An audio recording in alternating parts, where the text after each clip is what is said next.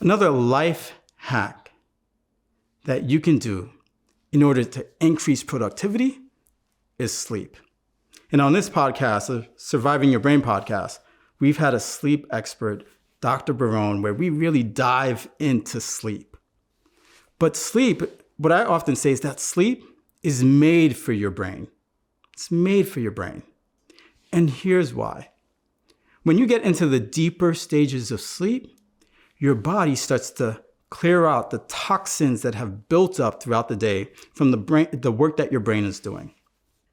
And when you're sleep deprived, when you're spending years of being sleep deprived, decades of being sleep deprived, and those toxins are just building up, do you know what that predisposes you to? The thing that so many people are terrified of getting predisposes you to Alzheimer's disease.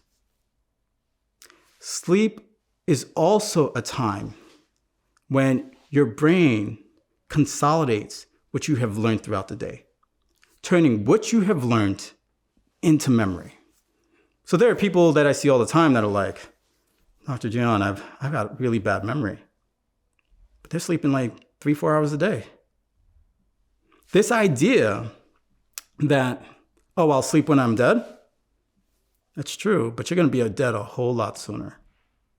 Not sleeping can ultimately lead to your death because that has an impact, not just on your brain health, but on your cardiovascular health. Puts you at risk for having heart attacks. And I know that there's some people out there that are like, yeah, especially some guys. So let me tell you this. Not sleeping, not getting enough sleep is also a risk factor to be impotent. Not getting enough sleep is a risk factor to be depressed and anxious. So the question is, well, how much sleep do you really need to get? Some people say 6 to 8 hours. Some people say 7 to 9 hours. But it's in that sort of range. Everybody's going to be a little bit different. But if you're getting 4 to 5 hours, man, you are setting yourself up for a disaster. And guess what? Getting more than 9 hours of sleep on a regular basis, that's not healthy for you also. That can cause you to feel cognitively slow.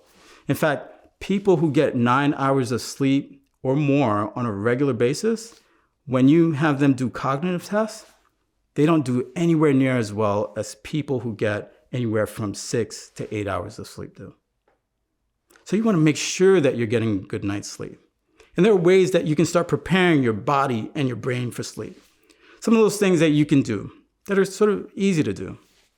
Limit the amount of caffeine intake that you're going to take, especially no caffeine 8 hours prior to when you're going to go to bed. You can exercise. Exercise is incredibly important to help you regulate your sleep patterns. Now, don't exercise right before you're going to go to bed because that's going to have your energy levels up. You want to exercise in the morning. That's a really great way to kind of start your day.